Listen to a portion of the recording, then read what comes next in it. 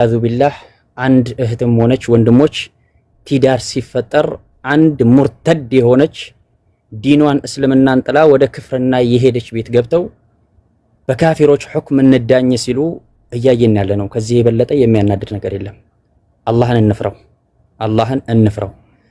ምክንያቱም ለሴት ልጅ አላሁ ሱብሓነሁ ወተዓላ ያስቀመጠላት ደረጃዋን ከፍ ያደረጋት አላሁ ሱብሓነሁ ወተዓላ ነው በቁርአን ውስጥ።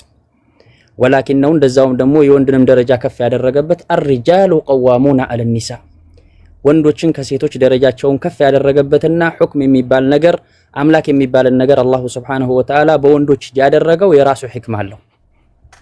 ይሄን አልተረዳንም። ዛሬ አንድ ሰው ሚዲያ ላይ ወጥቶ መጥቶ ሲናገርና ያን ነገር አብራርቶ ሆይ ሆይ ተብሎ ሲጨበጨብና አበባዎች ሲወረወሩለት ሐቅ ላይ የቆምን ይመስለናል። ላ ወላሂ እንደዛ አይደለም። ችግሮች በአላህ ባስቀመጠልን ደረጃ ላይ ሄደን እንኳን የማይፈቱ ከሆነ ሸሪዓዊ ህግጋቶች ያስቀመጡት የሸሪዓ ፍርድ ቤት አለ። ወደ ቃዲ ነው የሚሄደው። ቃዲ ጋር እንኳን መጥቶ በአንድ ወገን አይቶ ሰምቶ እንኳን ፍርድን አይሰጥም። ሐታ ቃዲው እንኳን ማለት ነው። ለምን? በሁለቱም መንገድ ላይ ሰምቶ ማነው በደለኛው ማነው ተበዳይ የሚለውን በትክክል አጣርቶ ምስክርን አቁሞ ነገሮችን አይቶ ይሄ ነገር መስላህና መፍሰዳውን አይቶ እነኚህ ሰዎች በትዳር ውስጥ መቀጠል የማይችሉ ናቸው ካሁን በኋላ መፍሰዳው ይብሳል የሚልን ሲያይ ነው ቃዲው ወይ ወደ ፈስኽ ወደ ማድረግ ወይ ባልን እንዲፈታ በቃ ኒካህ እንዲያወርድ የሚያደርግበት ሁኔታ አለ። ዛሬ ላይ ማናት ሐቢባ ማን هي አላህን አትፈሩ ማን هي ማነች? እስቲ አተሐዳኩም እዚህ ጋር 909 ሰው አያለው። እስቲ ትግባና እዚህ ቦታ ላይ ስለ እስልምና ማ هو الاسلام ብለን ብንጠይቃት እስቲ الاسلام الاستسلام لله ብላ ሲተመልሰላችሁ ማን هي? አንድ ሰው ዲኑን ጥሎ የሄደ ሰው ስለ እስልምና ስለ ላ ኢላሃ ኢላላህ ሸርጥ ቢጠየቅ መመለስ የማይችል ሰው ስለ አርካን الصلاህ ቢጠየቅ አርካን الصلاህ ማለት ምንድነው ቢባል መመለስ የማይችልን ሰው ልንፋረድበት እቤቱ ድረስ ሄደን አቡ ሀቡ ሲሉ ይታያል። ወልኢያዙ ቢላህ አላህን ፍሩ እህቶች። እኔ የምለው ኢተቁላህ አላህን ፍሩት። ምክንያቱም የሰው ልጅ ትንሽም ትልቅም በጣፈው ኮመንትም ባዳመጠውም በሰማውም ነገር ተጠያቂ ነው። ላ يغادر صغيرة ولا كبيرة إلا أحصاها ነው ووجدوا ما عملوا ነገ ዛሬ የምትሰሯትን ስራ እዚች ዱንያ ላይ ማለት ነው እያንዳንዷን ووجدوا ما عملوا ይላል አላህ ሱብሓነሁ ወተዓላ حاضر ولا يظلم ربك أحد አላህ ፊት የሰው ልጅ አይበደልም። በሰራው ነገር በዛ በመንዳው አላህ በዳይ አይደለም። በሰራነው ስራ እንመነዳለን። ነገ አማም አላህ ቆመን እንመዘናለን። ሰው ዛሬ ዱንያ ላይ እያለ የዱንያውን ስሜት ሸሪዓዊ አላህ የደነገገው አለ ህክማ አለው። ስለ ቲዳር ሲወራኩ ፈንኪሑ ማ ጣበ ለኩም ሚነ ኒሳኢ መትና አላህ ሱብሓነሁ ወተዓላ የጀመረው ቁርአን ውስጥ በሁለት ነው ማግባትን የራሱ ህክማ አለ ያስቀመጠበት። መትና ወثلاث ወሩባዕ ካለ በኋላ ነው አላ ተዕዲሉ ፈዋሂደትን የሰው ልጅ ሁክምን ከፈራ እኔ በሚስቶቼ መካከል ላይ ፍትሃዊ መሆን አልችልም እነኚህም በአድል ማስተዳደር አልችልም ብለህ ከፈራህ ነው በአንዷ ላይ ቁም የተባለው። ሙእሚን ደግሞ ጀግና ነው፣ ሙስሊም ጀግና ነው፣ ፍትሃዊ የሚሆን ነው። መመሪያው ቁርአንና ሐዲስ ቁድዋው ነብዩ ሰለላሁ ዐለይሂ ወሰለም ስለሆኑ ማለት ነው። ዛሬ ላይ ግን ካፊሮችን ገርቦችን አርአያ በማድረግ ሙርተድ የሆኑ ሰዎችን አርአያ በማድረግ እስልምናን በማስረገጥ ደረጃ ላይ እያየንበት ያለንበት ዘመን ያለ ነው። አላህን እንፍራ። የምንውልበት ቦታ የምንሰማውን ነገር የምንጥፈውን ነገር አማም አላህ ቆመን ስለምንጠየቅ አላህን ልንፈራ ይገባል። ምክንያቱም መልካም ዛሬ እኮ ስለ እስልምና ስላላወቁ እስልምና የሚያዘም ምንድነው የሚለው ሸሪዓዊ ህጋጎችን ስላላወቁ ነው እንደዚህ አይነት ቦታ ላይ ገብተው የሚዘባረቁት።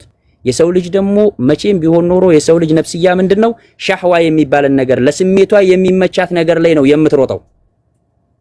አላህ ደግሞ እንደነሱ ብጤ ሰዎችን ሲወቅሳቸው አፈራአይተ መን ተኸዘ ኢላሃሁ ሐዋህ ነው ያላቸው። ስሜታቸውን የሚያመልኩ ሲል ነው አላህ የገለጻቸው ቁርአን ውስጥ። የሰው ልጅ የተፈጠረበት ሁኔታ አለ። ከአይሻ የምትበልጥ ሴት አለች እንዴ? በአይሻ ላይ ተገብቶባታል።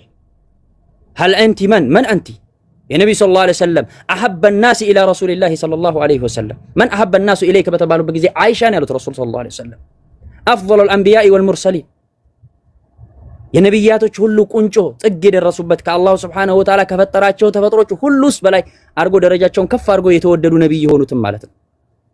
ከሷ በልጣ ነው ዛሬ ሁለተኛ ቢገባባት ሁለተኛ ሚስት አንደኛ ደረጃ ሸርዑ የሚያስቀምጠው ሁክም እነሱ መካከል ላይ አድል ማረጉ የሚችል ከሆነ የመጀመሪያዋ ሚስት የሁለተኛዋ ሚስት ሶስተኛ ቢደግም እሷ የመፍቀድና የመተው እዛ ውስጥ ስልጣኑን አላህ አልሰጣትም።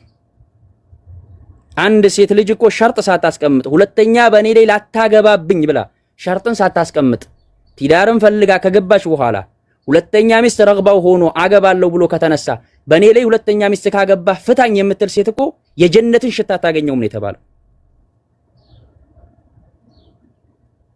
የጀነትን ሽታ አታገኘውም።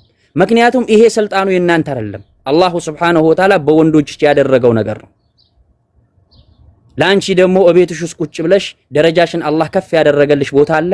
ሴት ልጅ ለባሏ ከታዘዘች፣ ጎረቤቷን አዛ ካላደረገች፣ 5 ወቅት ሶላቷን ከሰገደች፣ ራሷን ደግሞ ከዝሙት ከጠበቀች ምን አይባብን ሸእቲን የተባለችው በዚህ ደረጃ አላህ ደረጃሽን ከፍ አድርጎልሽ አፊፋ ሆነሽ ቁጭ በይ፣ የተሰበሰበሽ ሁኚ። ነገ አማም አላህ ደረጃሽን ከፍ ተደርገሽ የምትገኝ ነሽ። አላህ ምርጥ አድርጎ እንስት አድርጎ ፈጥሮሻል ስትባል አይ አልፈልግም፣ እኔ ወንዶች ፊት ቆጥቼ የባሌን ገመና ካላወጣሁና ካልዘረዘርኩ ሙስሊም ይሆንኩ አይመስለኝም የሚሉ እህቶች መጡ ማለት ነው። ስለዚህ እኔ አንድ የማስተላልፈው ነገር እዚህ ቦታ ላይ እስልምና ላይ እጇን ታንሳ። እሷ ሄዳ እዛው መጨማለቋን ቀጥላበታለች ከካፊር ጋር። አንደኛ ደረጃ እዚህ ቦታ የምነግራችሁ አንድ የሙስሊም ሴት የካፊር ወንድን ማግባት በሸሪዓ አይቻልም። በሸሪዓ ውስጥ አይቻልም። አተሐዳ አንድ ሸخص እዚህ ጉዳይ ላይ አንድ የካፊር ወንድን የሙስሊም ሴት ማግባት ትችላለች የሚል ካለ አተሐዳ አንድ ሰው ወላ ሐርፈን ወላ ቀውለን አንድ የሙስሊም ሴት የካፊር ወንድን በጭራሽ ልታገባ አይቻልም። ኒካሁም አይረጋም፣ አይታሰርም።